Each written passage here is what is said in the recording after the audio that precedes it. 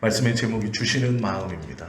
에스겔 36장은 하나님께서 이스라엘 백성들을 선택하시고 그들에게 한 번도 살아본 적 없었던 놀랍고 귀한 땅을 허락하시고 또 그들이 그곳에서 하나님 안에 은혜를 구하고 하나님을 잘 섬기고 믿었으면 하나님께서 베풀어 주시는 놀랍고 귀한 약속을 잘 누렸을 것인데 그들의 마음이 어느 순간부터 하나님을 떠나고 하나님을 거역하고 우상 숭배를 하면서 하나님께서 주신 약속을 저버리기 시작하며 벌어지는, 그리고 그 하나님을 떠난 마음에 대한 결과로 먼 나라에까지 끌려와서 그곳에서 고통스러운 생활을 하고 있는 중에 에스겔이라는 선지자를 통해서 하나님이 다시 약속해 주시는, 회복해 주시겠다고 하시는 약속입니다. 하나님을 잘 믿고 싶습니다. 저도 마찬가지고 누구보다도 우리 성도님들이 모두 하나님을 잘 믿고 하나님의 은혜와 복을 누리고 싶어 하실 것입니다. 그것은 저도 마찬가지입니다. 하나님께서 우리에게 주시는 복 중 가장 복된 것은 하나님을 믿을 수 있는 복입니다. 말씀이 믿어지는 것이 큰 복이고 예배하고 기도할 수 있는 것이 놀라운 복입니다. 하나님을 믿는다라는 것이 여러 정의가 있을 수 있지만 하나님을 믿는다라고 했을 때 가장 간결하고 또 서로 이해가 빠른 정의는 마음을 드린다일 것입니다.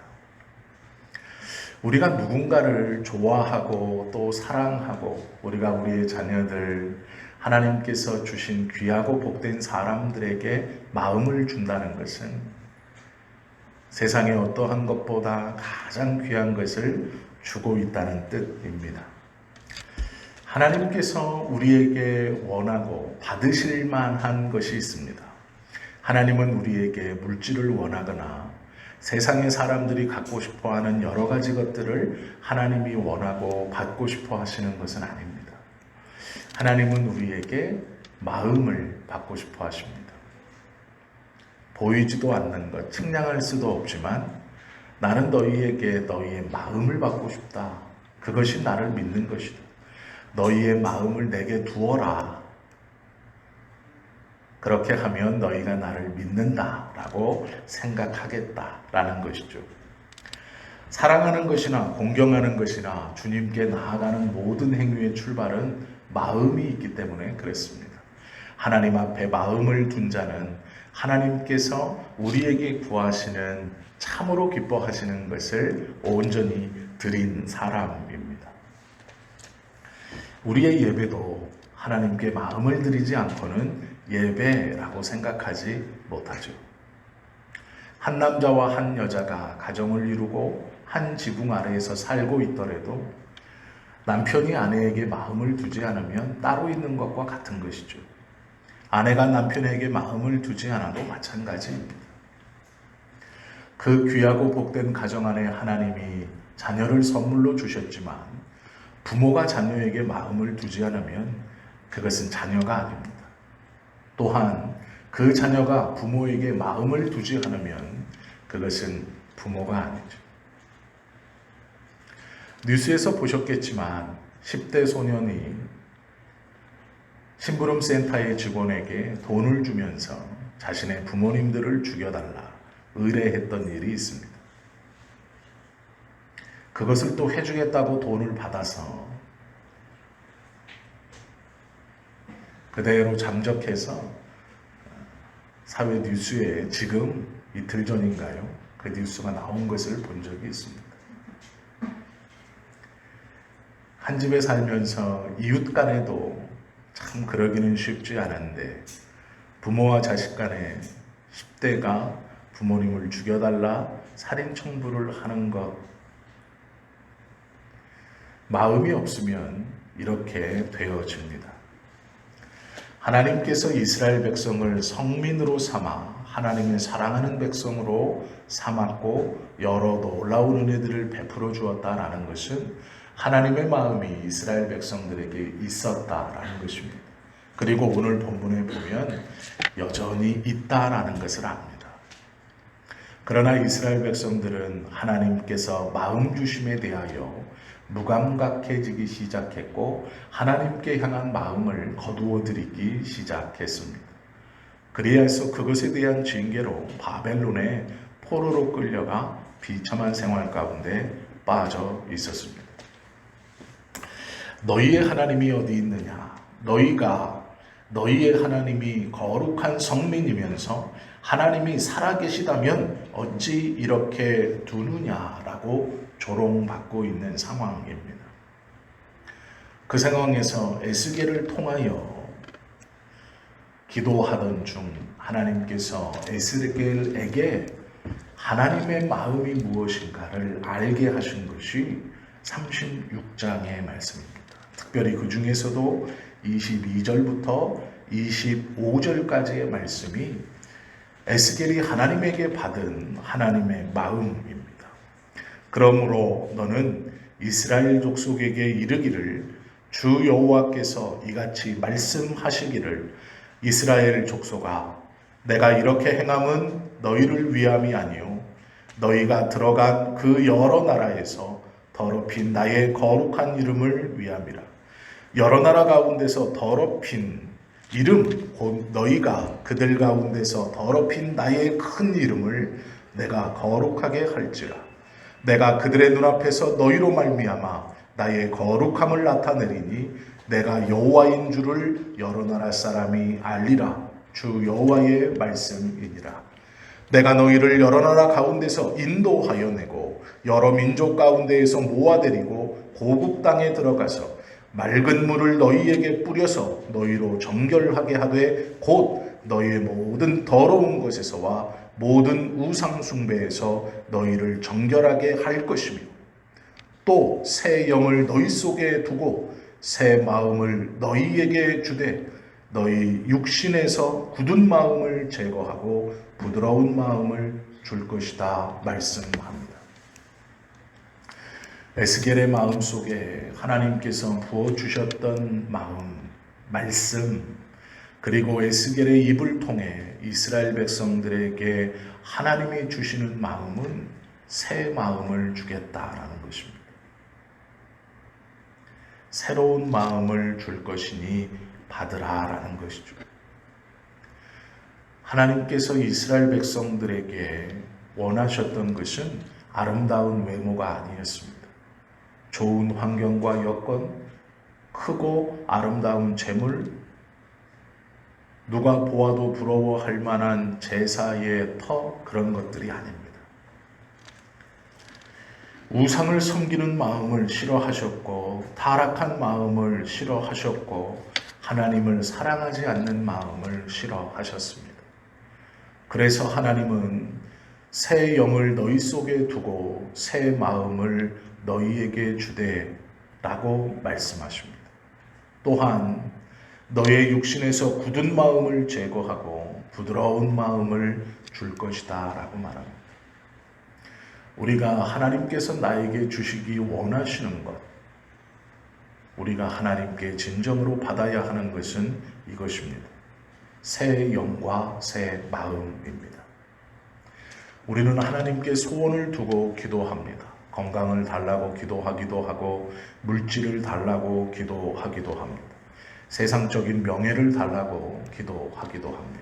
여러 가지 것들을 소원을 품고 기도합니다. 그러나 돌아보셔야 합니다. 나의 기도 제목 속에 하나님 나에게 새 마음을 주십시오. 새 영을 주십시오. 굳은 것을 제거할 수 있는 마음을 주십시오. 부드러워질 수 있는 마음을 주십시오라고 기도하고 있는가라는 것을 생각해 보아야 합니다. 놀라운 것은 창세기에 보면 하나님께서 세상을 창조하시고 우리들을 창조하셨을 때 하나님의 형상대로 창조했다 말씀하십니다. 하나님의 형상은 하나님의 마음입니다. 겉모양이 아닙니다. 하나님의 마음을 우리에게 담아 주신 것입니다.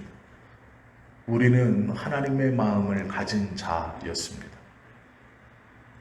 죄로 인하여 타락했고, 창세기 6장에 보면 하나님을 떠난 인간에 대해서 이렇게 말씀하고 있습니다. 여호와께서 사람의 죄악이 세상에 가득함과 그의 마음으로 생각하는 모든 계획이 항상 악할 뿐임을 보시고 땅 위에 사람 지으셨음을 한탄하사라고 말씀합니다. 죄가 사람을 덧씌우자 사람의 생각은 온통 악한 것이고 사람의 마음은 그의 계획은 온통 악한 것이었습니다. 하나님은 우리를 그렇게 만들거나 창조하지 않으셨는데 우리는 하나님에 대한 마음을 거두어 드리고 악한 것만을 생각하고 계획하는 자들이 되었다라고 성경은 말씀하고 있습니다. 로마서 1장은 이렇게 말하죠.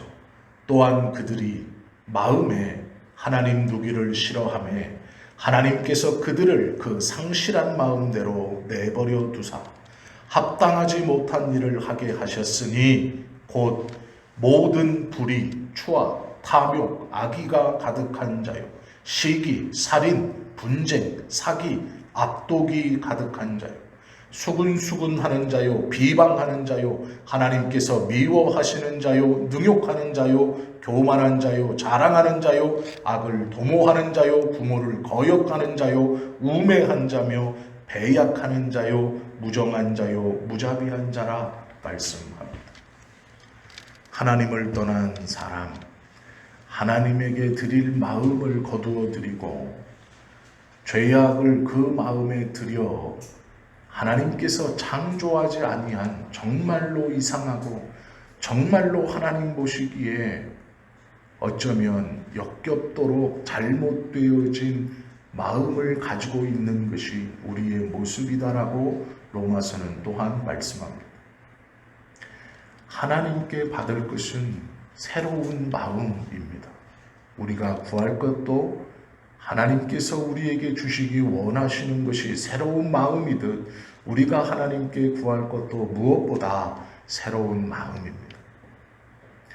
이 새로운 마음을 받지 않으면 우리의 생각은 하나님 보시기에 항상 악할 뿐입니다.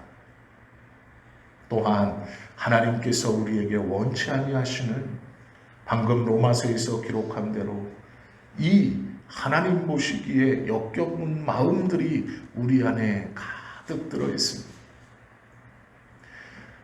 세상을 저주하고 남을 저주하고 미워하는 것뿐 아니요 자기 자신을 저주하고 자기 자신을 미워하는 마음이 가득하게 되었다라는 것이죠.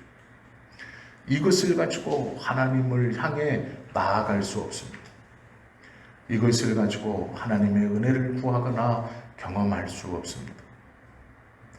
이것을 가지고는 어떠한 것도 하나님 앞에 내어놓을 수 있는 귀하고 복된 삶을 살아갈 수 없다는 것이죠.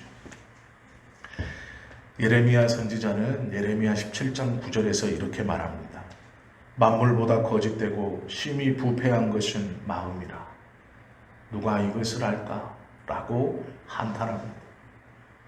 그가 하나님 앞에 기도하면서 이스라엘 백성들의 구원을 위해 하나님의 은혜가 다시 회복되기를 위해 기도할 때 그의 마음에 강하게 감동되어져 있는 것은 이스라엘의 겉모양이 어떻다, 그들의 식습관이 어떻다, 그들의 생활의 방식이 어떻다가 아니라 저들의 마음이다, 마음이 잘못되었다라고 말씀하시는 것이죠.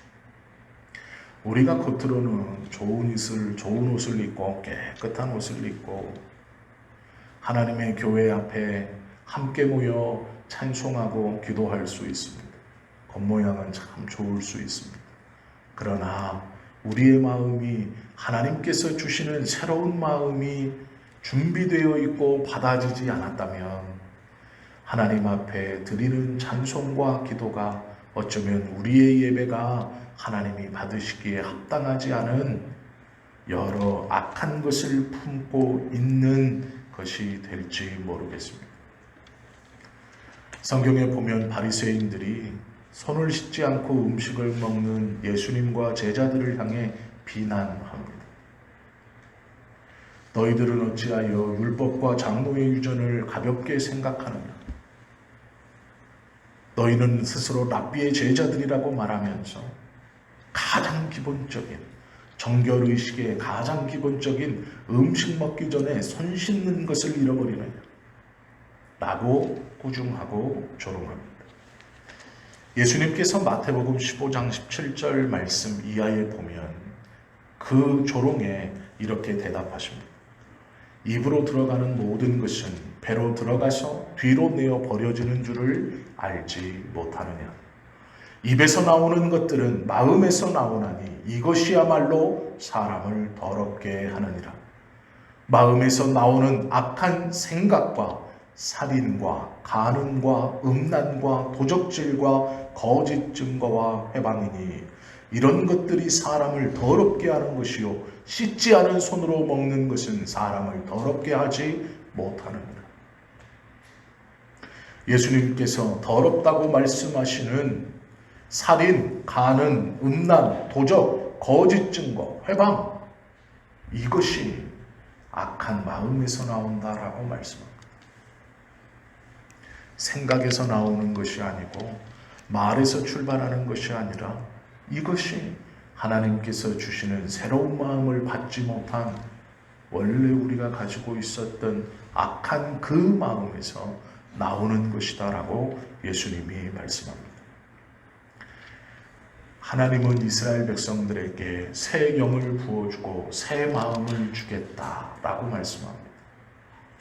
우리가 받아야 할 것은 이 새 마음입니다.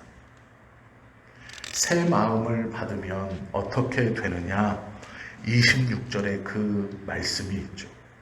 또 새 영을 너희 속에 두고 새 마음을 너희에게 주되 그 이유가 너희 육신에서 굳은 마음을 제거하고 부드러운 마음을 갖게 하기 위해서입니다.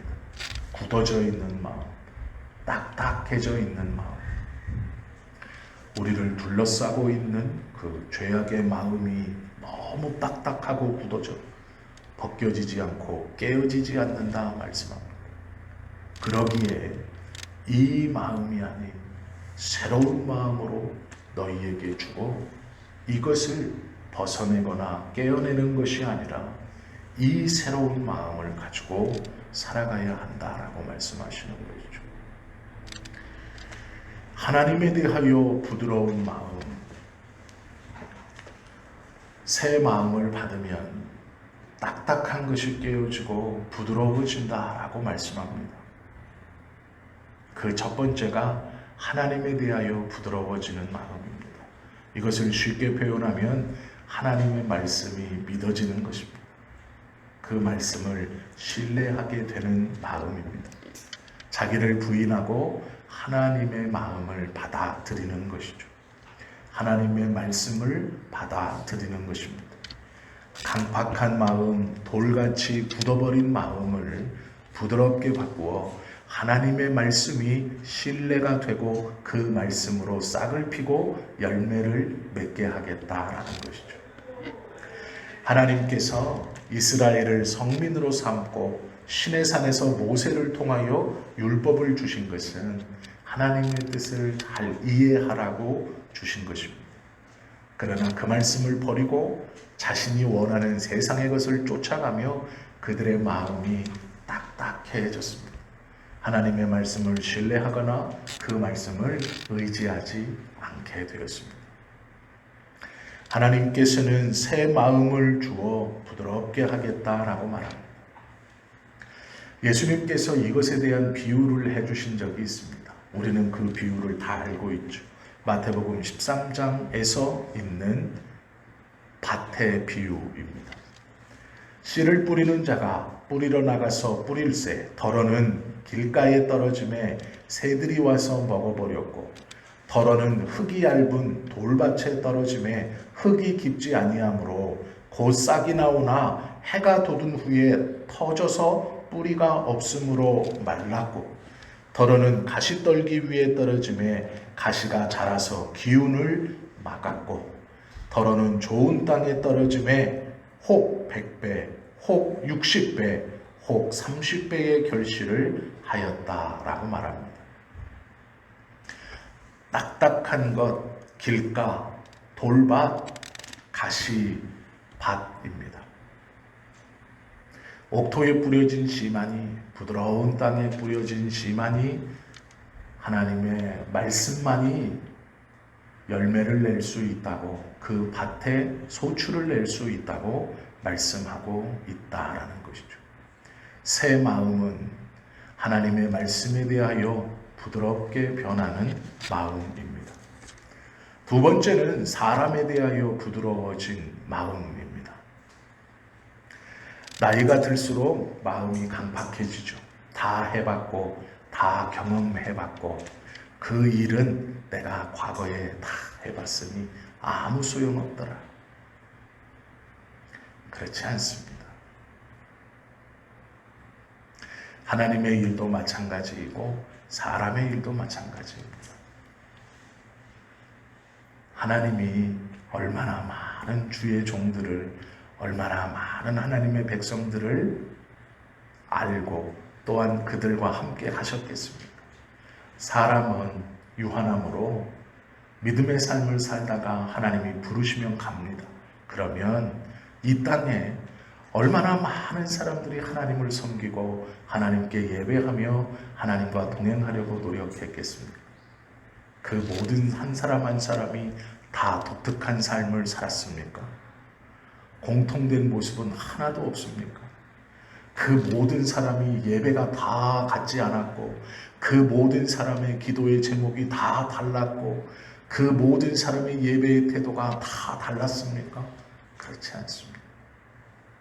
그들이 원했던 기도의 제목도 별반 다르지 않았을 것입니다. 그들이 하나님을 섬기기 위해 몸부림쳤던 그 모습도 별반 다르지 않았을 것입니다. 시간이 지나며 많은 사람들은 그 많은 믿음의 사람들의 모습대로, 모양대로, 그 꼴대로 기도하고 하나님 앞에 살아갔을 것입니다. 그러면 하나님께서 사람만 바뀌었지 반복되는 그 모습, 내가 다 안다. 네가 기도하는 이유, 네가 기도하는 목적, 네가 기도하는 기도의 제목, 그 기도 속에 숨어있는 너의 진심, 100년 전에 누가 그랬느냐, 1년 전에 누가 그랬느냐, 어제 그 기도를 누가 드렸다라고 하지 않으십니다. 왜요? 하나님께서 우리에게 가지고 계신 마음은 누가 누구와 똑같다가 중요한 것이 아닙니다. 우리 또한 마찬가지죠. 내가 어떠한 사람에 대하여 하나님의 말씀이 내 안에 들어와 내가 부드러워졌다는 것은 그 사람의 행동이 어제와 같다 하여 5년 전, 10년 전에 내가 경험해봤다 하여 똑같이 실망할 것이다. 나는 다 알고 있다. 그런 것이 아닙니다. 어제와 같은 말, 어제와 같은 행동, 어제와 같은 의도인 것을 알지만 그를 부드럽게 대하는 것입니다.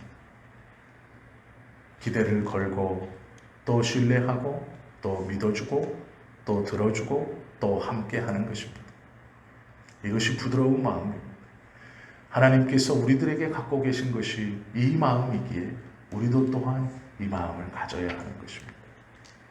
얼마 전에 변하지 않았을 거야. 며칠 전에 똑같을 거야. 아닙니다. 똑같은 모습이라도 그를 부드럽게 대해야 하는 것이죠. 이 부드러움은 말투의 부드러움이 아닙니다. 그에게 향하는 마음의 부드러움입니다. 하나님께서 언제나 우리에게 부드러운 마음을 가지고 계시고 새로운 마음을 주시고 우리를 대하시듯 우리의 기도가 10년 전의 기도이든 5년 전에 똑같은 기도이든 어제의 기도가 그것과 똑같든 하나님은 관심 없이 언제나 우리에게 새로운 것처럼 언제나 우리의 기도가 새로운 것처럼 들으시고 그 기도에 신실하심으로 응답해 주시려는 마음을 갖고 우리의 기도를 들으신다라는 것처럼 우리 또한 그렇게 해야 된다라는 것. 이것이 하나님께서 주신 새 마음을 품은 성도들의 두 번째 모습입니다. 하나님의 말씀에 대하여 부드러워져야 하고 사람에 대하여 부드러워져야 하는 것이죠. 마지막은 자기 자신을 부드럽게 대해야 합니다. 하나님의 말씀이 그 마음에 들어오면 마태복음 18장 3절의 말씀처럼 너희가 돌이켜 어린아이들과 같이 되지 아니하면 결단코 천국에 들어가지 못하리라 라는 말씀을 기억해야 합니다. 내 안에 자리 잡고 있는 억울함, 분노, 상처, 한국말로 하면 한, 이것들이 하나님께서 주시는 새로운 마음으로 다 녹아내릴 수 있다는 것이죠. 자기 자신을 이해하고 자기 자신을 용서할 수 있어야 합니다. 하나님께서 우리에게 주시는 새 마음은 말씀에 대하여, 사람에 대하여, 자기 자신에 대하여 부드러워지는 것입니다. 또 이해하고, 또 품고, 또 사랑하고, 하나님께서 우리에게 품은 마음이 무엇인가를 알고, 하나님께서 저에게 품은 마음이 무엇인가를 알고, 하나님께서 나에게 품은 마음이 무엇인가를 알고, 그 동일한 마음으로 하나님의 말씀에 대해서, 다른 이에 대해서, 나 자신에 대해서 부드러운 마음을 품을 수 있어야 하나님께서 우리에게 허락해 주신 새 마음을 품고 살아가는 성도의 모습이다라는 것입니다. 하나님은 에스겔 선지자를 통해서 이스라엘 백성들에게 그 말씀을 해주십니다.